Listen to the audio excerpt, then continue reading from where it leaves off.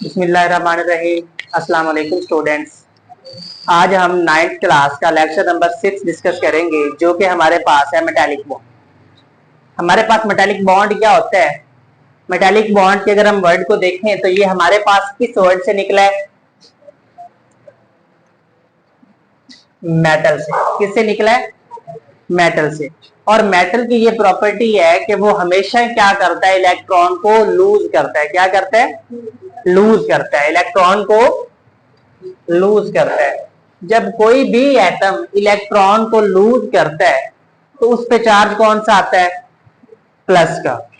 Plus का आएगा तो इसको हम क्या नाम देंगे कि ये हमारे पास क्या है? इलेक्ट्रो पॉजिटिव है। क्या है? इलेक्ट्रो पॉजिटिव है। अब ये जो इलेक्ट्रॉन को लूज करता है, इलेक्ट्रॉन को लूज करने की वजह क्या है? इलेक्ट्रॉन को लूज करने की वजह ये है कि इनके पास क्या होते हैं? Free electrons. क्या होते हैं? Free electrons.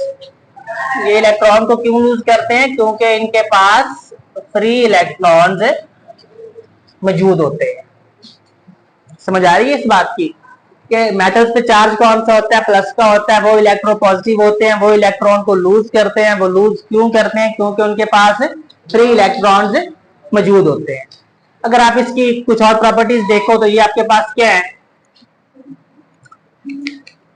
Good conductor of heat.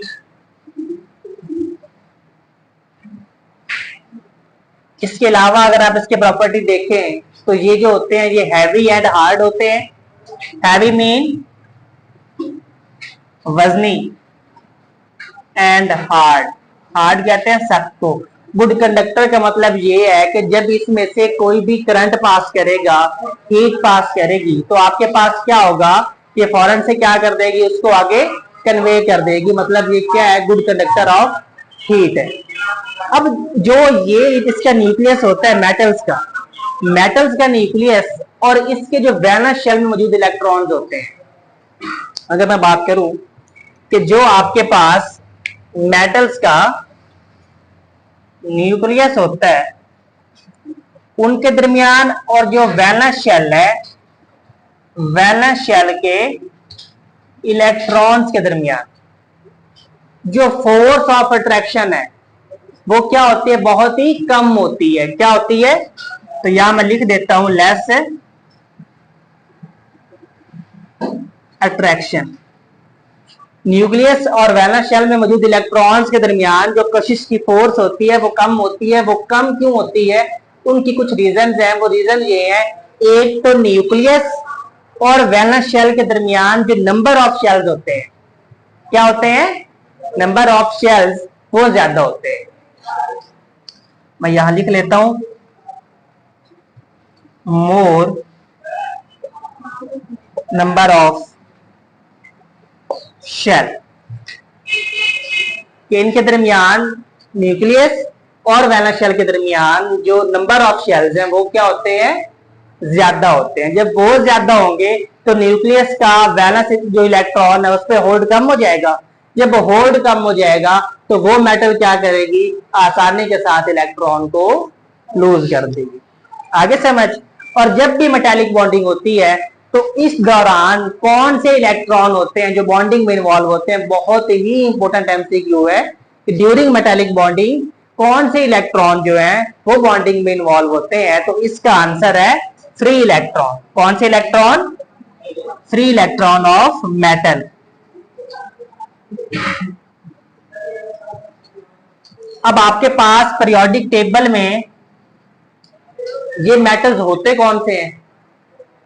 तो इसका आंसर है जो पीरियोडिक टेबल में ग्रुप 1 और ग्रुप 2 के एलिमेंट्स हैं।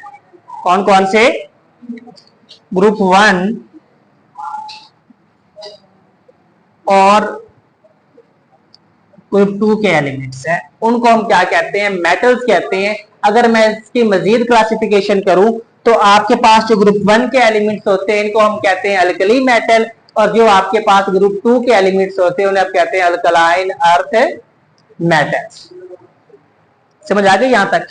तो मैंने आपको समझाने के लिए ये एक स्कीमेटिक डायग्राम ड्रॉ की है। ये स्कीमेटिक डायग्राम है कॉपर वायर की। किसकी?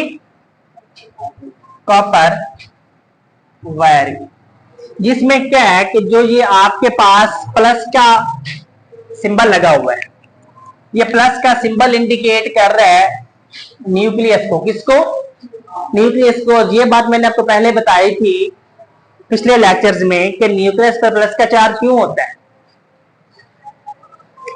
उस पर प्लस का चार्ज इसलिए होता है कि एटम के न्यूक्लियस में मौजूद होते हैं प्रोटॉन और न्यूट्रॉन। प्रोटॉन पे चार्ज कौन सा होता है? प्लस का। न्यूट्रॉन क्या होते हैं? न्यूट्रल। अगर प्रोटॉन पे प्लस क्या है, न्यूट्रॉन न्यूट्रल है, तो फिर जो आपके पास कलेक्टिवली चार्ज हो जाएगा तो वो क्या हो जाएगा? प्लस का हो जाएगा। तो ये आपके पास क्या है? न्यूक्लियस ऑफ एटम है।